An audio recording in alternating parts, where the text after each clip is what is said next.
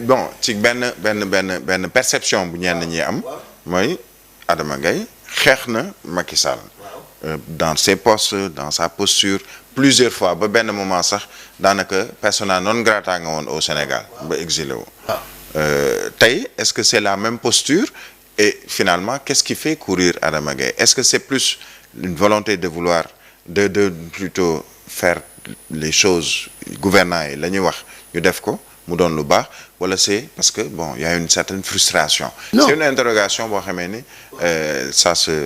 dañ koy nit ñi mën nañ ko wax. am nañ ci droit. xam nga tamit démocratie mooy pluralité des opinions la plurivocité comme on dit nit ñi am nañ droit wax loolu am nañ xalaat am naa droit aussi jéem leen a wax man li tax may wax li ma xalaat mais xam nga l'intellectuel wala nit li koy définir mooy la congruence la cohérence la constance c'est pas parce que wax naa li ci Macky Sall démb wala wax naa ko ci Abdoulaye Wade wala Abdoulaye Diouf wala Senghor que tey su ma gisee loo xam ne jimul ko loolu moo ko wax ça fait partie des problèmes de ce pouvoir là ñoom pour te noppaloo nit dañu waaw kii moom ku ñëw rek ah daf lay compte non man bi ma ñibbisee Sénégal le 2 avril lan laa wax dama fas sama dënd taxaw ne ma ñibbisi naa Sénégal truelle en main c'est-à-dire que je suis prêt à servir mon pays loolu laa wax de xam nga loolu non mais su ma demee gis loo xam ne dafa doy waar il faut ñu wax ko su fekk servir ce pays c'est-à-dire su ma nee woo nañ la pour nga servir ce pays mooy dugal la ci gouvernants yi dugal la ci benn poste de responsabilité pour te permettre nga servir ce pays boobu ñenn ñi jàpp nañu frustration boobu moom moo koy indi c'est une interrogation qui ñi koy wax xam nañ ne loolu taxaw parce que d'abord moi je gagne bien ma vie ku ma gis xam ni alhamdulillah macha allah dégg nga soxlawuma ko xam na wax nañu waxante dëgg defuma ko pour bàkku de déedéet ah dama ne xaar waaw dana tontu ci loolu mais dama la bëgg a wax leen xam nga première chose du ñoom war a woo Sénégalais laay waxal ñu ngi ñuy déglu man dama xeex Macky Sall maa ko njëkk a xeex li ma ko xeex ñoom xeexuñu ko de Macky Sall soo ko laajee kan moo la daaneel dana wax ne Adama Gaye moo si ñi ma gën a daaneel la bokk moom xam na ko nañu bàyyi caaxaan yi nag laa la wax mel na ñoom ñoo fi xam ba ñoom dañoo signé protocole wala dañoo xam la nañu wax ak Macky Sall xaw ma mais man Macky Sall ñemewuma xool sax di wax kaay ñu def deal wala yooyu ñemewuma donc que ce soit clair man frustration man je parle avec les multinationales les sociétés les plus importantes du monde je gagne ma vie fu ma neex mën naa fa dugg fu na neex si àdduna bi mën naa fa nekk au nom de quoi non c'est pas possible nañuy waxante dëgg léegi nag li nga wax est-ce que woo nañu ma loolu moo lay woon encore les limites de ces gens-là ils sont limités parce que suñu gisee koo xam ne askan wi xam nañ ne kii mën na indil Sénégal que ce soit dans l'agriculture dans l'assainissement dans l'énergie Macky Sall lan la xuloo moom man maa wutal pétrole Sénégal baril pétrole amul weddi mu sàcc ko bëgg ñu séddoo topp na ma fu nekk restaurant super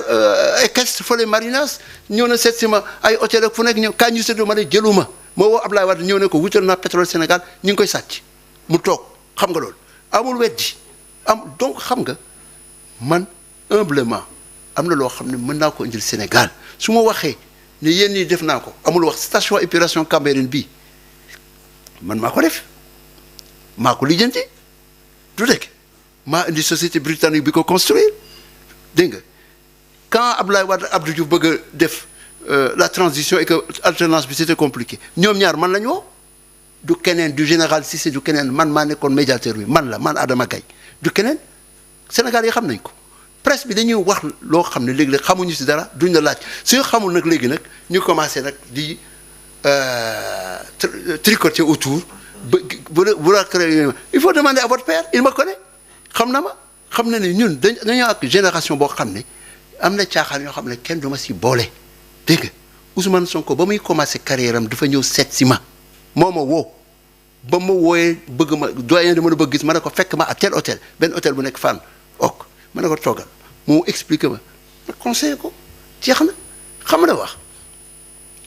Bassirou Diomaye Faye mais c'est pas mon ennemi kañ ko tuddee ñoo nekkoon université ici dans la même résidence universitaire c'est mon ami pas plus tard qu'hier je crois je suivais je relisais ces déclarations nous participons du même combat politique ñoo nekkoon New York ensemble donc turandoom xam nga ñoo nekkoon ensemble 1978 à 1980 GT2 Gueule Tapée fa la dëkkoon bañ koy ngénte Bassirou Diomaye fii ngeen baal ma la kooku dem fekk ngénte bi son frère tudde kooku xam nga loolu mais est-ce que je ne vais pas leur souhaiter une réussite je leur souhaite une réussite pas pour eux pour les Sénégalais et les Sénégalaises soo fa nekkoon tey tamit dama la koy ñaanal mu nekk réussite maintenant da nga poser question bu am importance na est-ce que suñu ma wooyee bëgg a waxtaan ak man danaa dem oui mais j'ai pas le couteau entre les dents toujours bëgg a waxtaan ak yow mais bu ñu la woowee bëgg a liggéey ak yow exactement. mais c'est du concret wax naa leen mi ngi nii sama internet l'une des plus grandes multinationales au monde nee na ma bëgg na ñëw Sénégal nañ ko def sama xarit la. am na ñoo xam ne ils sont dans d'autres secteurs dans d'autres domaines man wax naa j'ai sorti certaines de mes idées parfois wax naa leen mais attention dès que le président est arrivé ma ne mais écoutez il faut réinventer l'image du Sénégal c'est ce qu'on appelle le rebranding du Sénégal pour que nit ñi nekk bitim réew commencer xam ne ce qui se passe au Sénégal c'est du lourd c'est du profond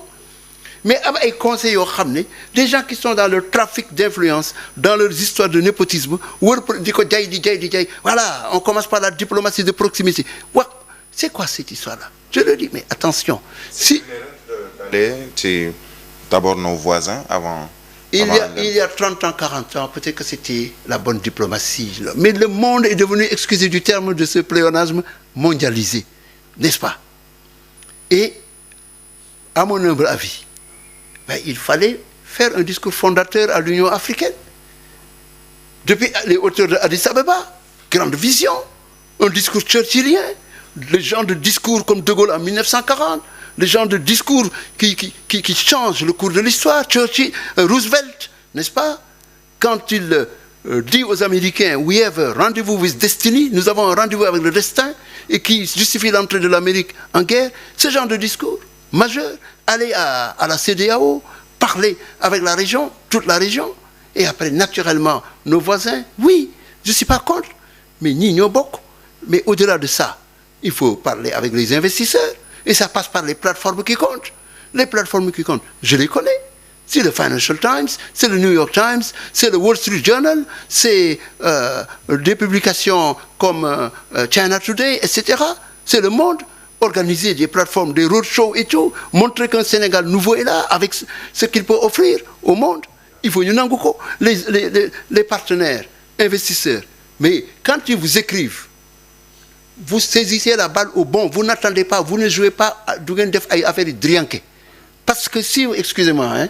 waaw non xam nga quand on dit drianke moi j'aurais pu dire également avoir un train de sénateur nga xam da ngay doxantu ndànk-ndànk waaw mais su fekkee ne ñooñu da nga leen di am nga nekk fa di hésiter mais ñoom j'ai un professeur Victor je ne sais plus quand qui est à Harvard j'ai suivi un de ses cours un jour muy wax comment les nations sont en compétition parce que état yi comme les footballeurs yi ñu compétition soo agirul vite keneen mooy ñëw jël affaire bi dem yoonam loolu mooy wax ji mais ñoom bëgguñu déglu dañuy def ay erreurs à n'en plus finir ñëpp gis nañ ko ils sont aujourd'hui bloqués dans une large mesure contraints d'aller sur le marché de façon vraiment excessive pour s'enivrer d'emprunts obligataires. eurobond am na barki démb yaakaar naa Thiala en parlait ce matin mbirum emprunt obligataire xaw ma te et c'est une mafia ñi koy def c'est pour prendre des commissions alors donc vous revenez au pouvoir vous vous entourez ak ñi nga xam ne ñoo fi nekkoon démb la nit ñi loolu la ñoo xeex li fi nekkoon démb nga bëgg ko def avec une camarilla un petit groupe ne yaakaar ne mën nga ko continuer mais non c'est ça ils sont très mal entourés plus que mal entourés c'est comme s'ils ont un complexe nit ñoo xam ne ñoo fi nekkoon amuñu dara lu ñu def amuñu benn preuve ana notre commission nationale olympique là du ñu nga Paris ba léegi 0 médaille depuis 1988 0 médaille et puis ça paraît normal de continuer il y a xam nga là où il y a pas reddition des comptes il n'y a pas sanction xam nga wax et on cultive n'est-ce pas cette proximité ce népotisme ça entraîne tout ce qu'on voit soo leen waxee dara ñu commencé di ko justifier ñoo fi doon critiquer le népotisme non ñoo ko doon wax quand Yacine Fall laisse sa fille mu naan wéy maa ngi woon Accra yëguma dara xoolal à la seconde où nous parlons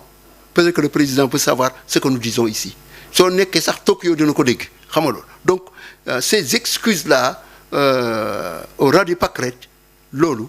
mënatul continuer. mais par rapport balaa ñuy génn ci eurobond bi par rapport ak eurobond boobu ak bor bi nga xam ne jot nañ ko def ci 3 mois yi est-ce que loolu mën nañ ko nangu ci état bu bees. xam nga tamit loolu dafa xam nga état. par rapport au marché c'est un signal. quand un état court derrière des eurobonds di wuti xaalis di daw demee ne dafa jaaxare nit ñi dem nañ ba sax di wax ne dëkk bi dafa jaaxaar xam nga jaaxaar mooy turu Bassirou Diomaye Faye jaaxaar xam nga nit ku jaaxaar mooy lan mooy ku tiit dëkk mi réew mi nit ñi dañoo jaaxle xam nga donc fi ñu toll nii daw ci ay eurobond di ko marché obligataire régional ak yooyu. loolu problème la parce que ñi koy def c'est une mafia qui est là pour endetter l'État du Sénégal pour prendre des commissions sur ça xam nañ ni foo dem di ba lever xaalis ñu lebal la parce que. ay courtier la mais parce que Sénégal am nañ pétrole et gaz. d'ici une vingtaine d'années si l'énergie fossile continue Sénégal va recevoir de l'argent il faut quand même ici souligner que même Union européenne bi nga xam ne moom lañu yaakaar exporter suñu gaz parce que ñoo gën a jënd à un niveau plus élevé évidemment les pays de l'extrême-orient le Japon et la Corée ñooñu aujourd'hui l'Union européenne avec leur Green Deal leur projet vert ñooñu lan la ñuy def ils ont commencé à sortir des énergies fossiles au premier semestre bi ñu nekk nii 2024 ce n'est que 27% d'énergie fossile la ñu utiliser énergie fossile pétrole et gaz charbon li ñu gën a utiliser mooy lan les énergies vertes donc il faut qu'on commence aussi à avoir une réflexion qui transcende l'illusion que nous sommes devenus un émirat pétrogazier pour savoir est-ce que ce n'est pas vers l'hydrogène vert est-ce que ce n'est pas vers le solaire vers l'éolienne et vers d'autres choses yi nga xam ne moom la nit ñi soxla que les banquiers en raison de ce qu'ils appellent le ECG environnement social et gouvernance les normes qu'ils intègrent pour pouvoir faire des prêts que ñu nekk en position demain de pouvoir aller vers ces partenaires-là mais dégloo ko cette réflexion-là da nga ko dul dégg soo waxee ñu naan la oui par frustration soxlawuma xam nga na wax 1991 mars quand Abdoulaye Wade allait au gouvernement dans la première expérience de majorité présidentielle élargie j'ai écrit l'éditorial dans le journal Sopi sous le titre rupture donc ñii li ñu fi wax amul dara lu bees xam la wax te booba Abdoulaye Wade mi ngi témoin mi ngi dégg ak yeneen témoin ñu ngi fi il m'a demandé d'aller au gouvernement avec lui ma langue Moustapha Niasse m'a invité chez lui proposé ma d'être au gouvernement il y a des chefs d'État ñoo ko woo même dans leur antichambre toogo ñoo ne il faut que Adama dugg au gouvernement 1991 Senghor j'étais le dernier à l'avoir interviewé chez lui square de Tocqueville qu'est-ce que je cherche dans la soxla Macky Sall su ma ko toppoon bokk ci sàcc bi du loolu la négocié noonu bi ma génnee kaso bi du loolu la négocié noonu dem na ba jaar Sëñ Mountakha ma ne defuma ko xam nga la constance la cohérence et la congruence les 3 C ça s'applique à moi am na yoo xam ne bokkuma si man dama am na yoo xam ne góob ma ko te du ma ko def tey kenn du ma ko def je n'ai pas besoin de suñu xamul ne ñoom ñoo ma soxla seen affaire la mais le peuple sénégalais lay waxal man je me suis battu au nom du peuple sénégalais ñii ëppaluñu ma dara si réew mi xam nga loolu fii laa juddoo fii laa màggee donc su ma ñëwee fii di toog di waxtaan ak yéen tamit comme ni mu ko waxee am na worma mën naa masla amul kenn ku may manqué mais nañu bàyyi ay excusez-moi du terme waxi dof su xamee xamuñu ñuy wax dara rek ñu créer ay mots c'est ce qu'on appelle character assassination pour juger pour empêcher qu'on voit ce qu'on doit voir moo tax bañ ma jàppee lan lañu wax amul luñu waxul ana ña ko doon wax ñoom ñëpp daw nañu parce que amu ci woon dara lu nekk dëgg te j'ai décidé moi Adama Gaye de porter plainte de poursuivre l'État du Sénégal en justice ce sera un procès historique boo xam ne daanaka mosu fi am mais dina nekk jurisprudence pourquoi l'État du Sénégal exactement parce qu'il y a une continuité de l'État et on a violé mes droits on est venu m'arrêter illégalement donc loolu du ma bàyyi mu amati mukk et je le fais non pas pour ma personne seulement pour que les autres Sénégalais comme vous et d'autres qui ont la liberté d'expression et qui veulent l'assumer n'est-ce pas que nit ñooñu tamit duñu nekk dans une république boo xam ne n'importe quel kidam mën na yeewu suba teel instrumentaliser les forces de défense et de sécurité instrumentaliser la justice ne dem leen jàpp diw tëj leen ko kaso déedéet man dama bokk ci génération boo xam ne on s'est battu su amee démocratisation ñoo ko def ñoo xeex su amee liberté d'expression ñoo ko xeex il faut ñu xam ko au Sénégal, en Afrique et dans le monde. ba ñu toog di jàkkaarloo ay Mitterrand à la Baule di dem au cœur de la Maison Blanche sur la pelouse de la Maison Blanche dans les années 1980 di jàkkaarloo ak le président américain du tey xam nga loolu dégg nga bu ñu fontoo nañu taxaw nag nekk ay nit xam ne les gens ont vécu un parcours doo ñëw rek bëgg ko dissoudre comme ça ay formules à l'emporte-pièce pour couvrir des gens nañu nekk nit duñ gouverner dëkk bi di nappaate kenn du ko fi nangu laa la wax maa ngi wax nag di woo askan wi di woo les xalifa les kilifa diine les intellectuels ñu bañ ko il faut refuser cela parce que le Sénégal n'a pas vocation à être une autocratie loolu mënul am par contre li nga wax ànd naa si nañu rafetal nañu jàng ni ñuy waxee nañu am masla parce que ñoo bokk dëkk bi comme on dit si wolof Sénégal benn bopp la kenn mënu koo xaar mais il faut que nag aussi su fekkee dañoo bëgg a def un nouveau départ qu'on remette sur la table li nga xam ne amoon na fi parce que suñ ko suulee si suuf ay amnistie wala yu mel noonu wala nit ñoo xam dañ leen a rey seen doom ñu rey leen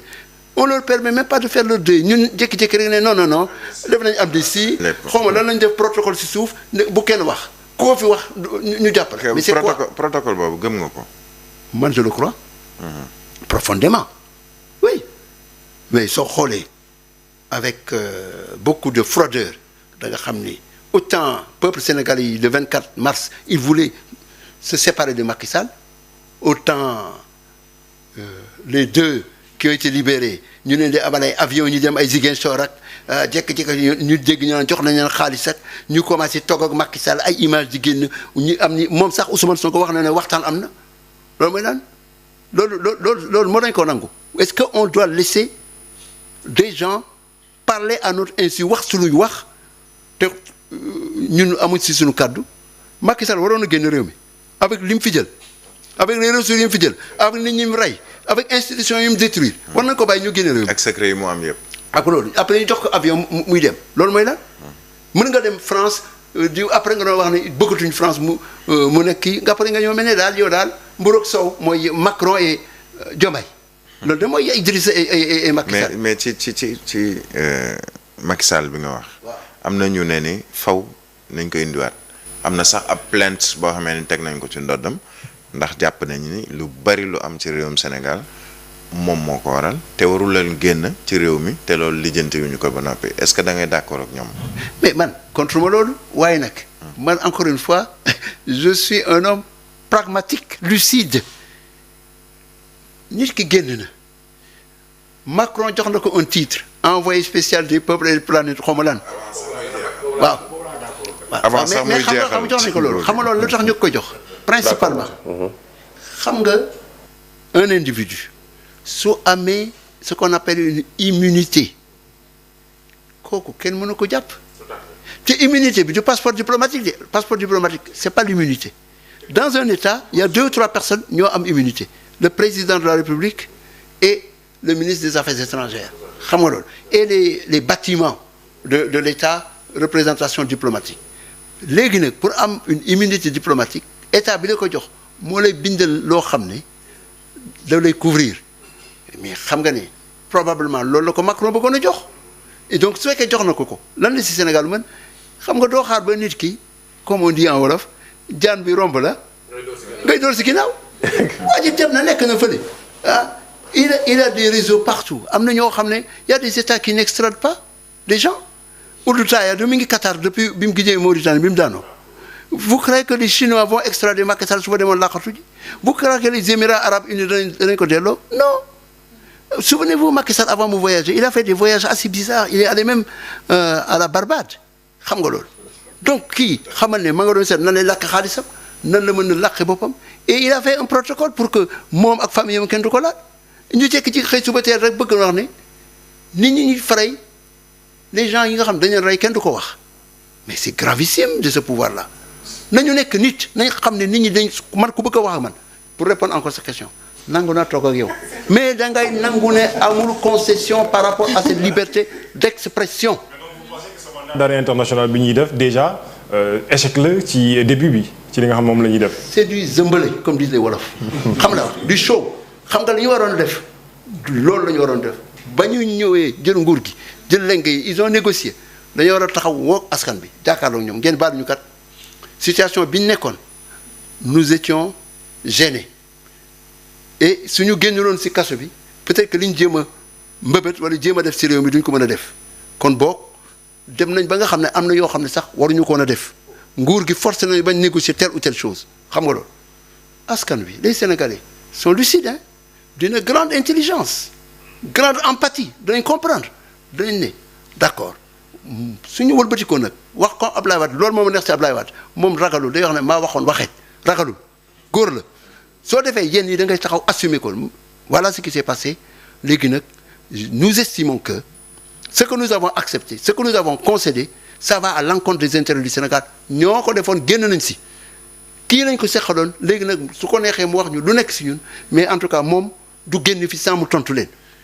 mais vous le mettez dans un avion vous le laissez partir amuloo benn ay Aliou Sall nekk fi avec Petro-Tim la famille Macky Sall sont là les scandales d'État que ce soit le contrat signé par Abdoulaye Daouda Diallo ñu bàyyi ko encore à la tête du conseil xawma économique social et environnemental moo signé contrat de 45 milliards sur achat d'armes pour tuer les gens jox ko kan Thierno Ndomba jox ko Abdou Karim Sall Amadou Sall bokk si Petit Boubé bokk si ñu wax ay Covid combien de milliers combien de milliards yoo xam ne jël nañ ko nga jóge fa jëlaat encore les autres scandales amul dara luñ si ubbi ñuy wax naa noonu may leen ñu ndànk non on travaille train de sénateur doxu driyanke la loolu yorul réew xam la wax góor day gaaw. reddition des comptes waaw. une question qui concerne justement la géopolitique déjà sànq yaa ngi koy wax ci li nga xamante ne mooy sa kaddu ma dégg ko mooy jamono ji.